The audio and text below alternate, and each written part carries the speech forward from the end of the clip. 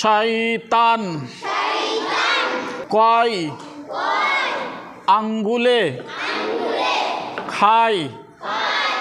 জবাব, প্রিয় নবীজি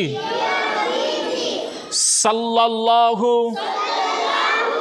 আলাইহি ওয়াসাল্লাম বলেন, শয়তান খায় এক আঙ্গুলে, অত্যাচারীরা খায় দুই আঙ্গুলে এবং তিন আঙ্গুলে খাওয়া নবীগণের সুন্নাত। এক আঙ্গুলে খাওয়া শয়তানের কাজ, দুই আঙ্গুলে খাওয়া